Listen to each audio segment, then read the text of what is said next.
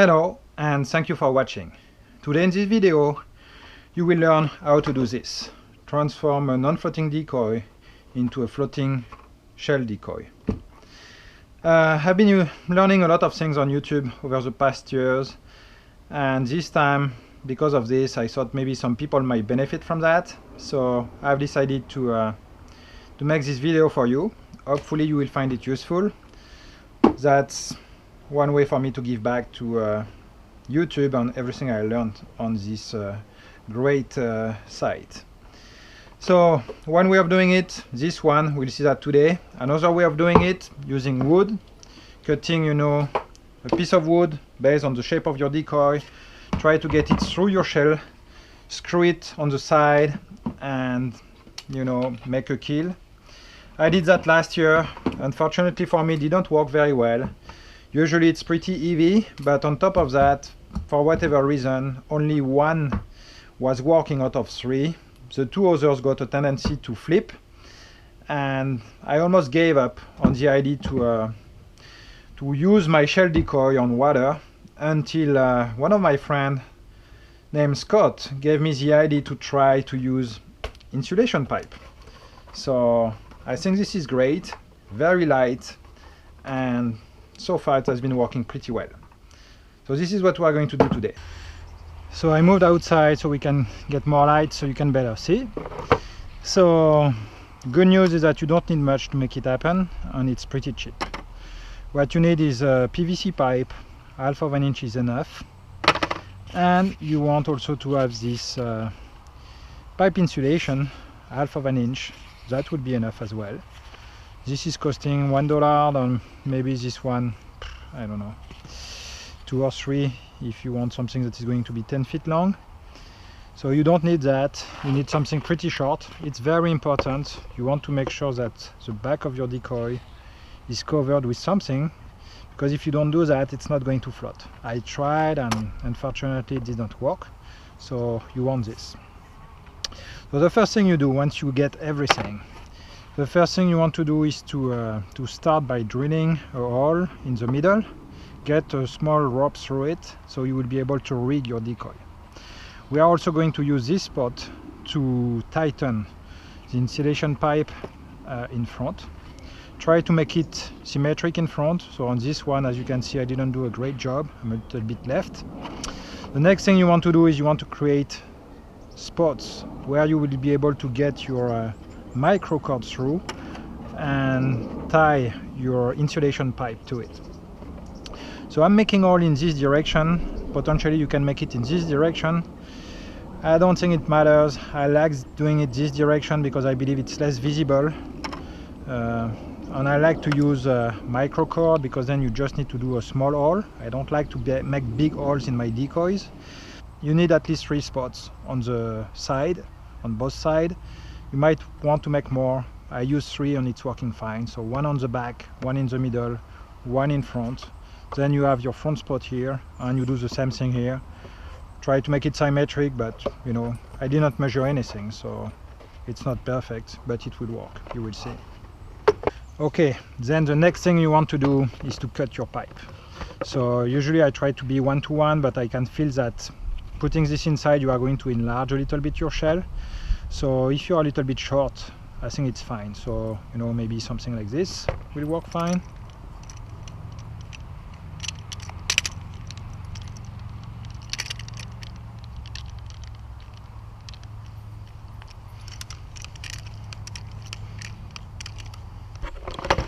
Here we go.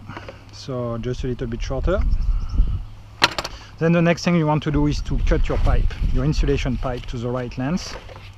So it doesn't have to be perfect, just want to make sure you are almost correct. So from here to probably around here, very easy to cut.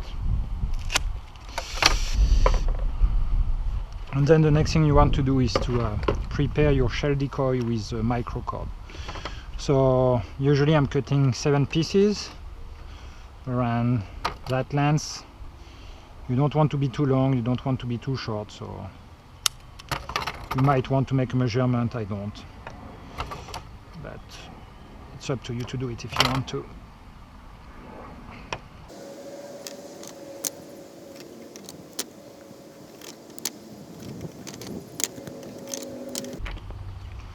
Then you want to burn it.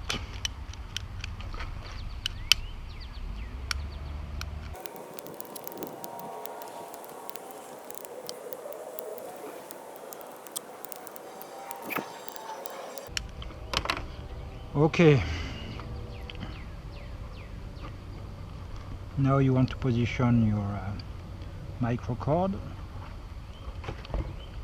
like this.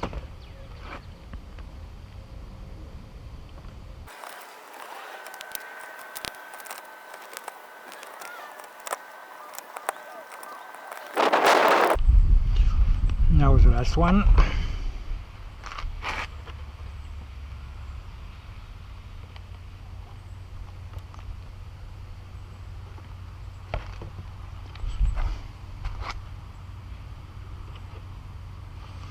Okay,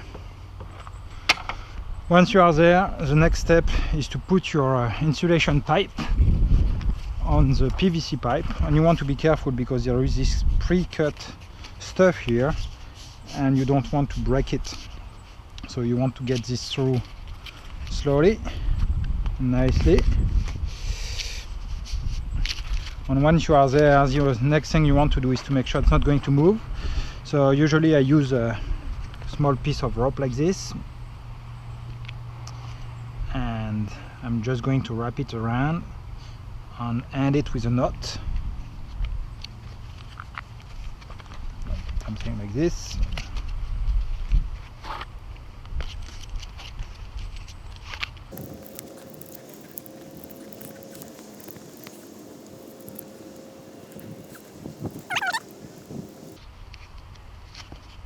Here you go. Now you want to hide, just to make sure it's not going to be visible from the back. So usually I try to put it like this. Here you go. Once you are there, just need to tie it, put it in place, and you will be done. So usually I like to start with the middle first one. I think this is helping to keep it in place. So you can probably do it some other way, but that's the way I like to do it.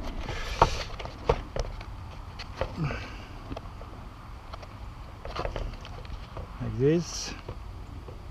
Usually I do 3 knots and then I end up with another knot to make sure that things are not going to move. So something like this.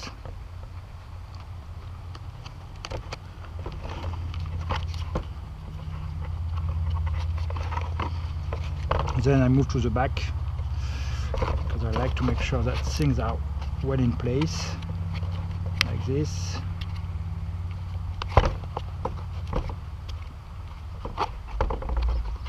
Same thing.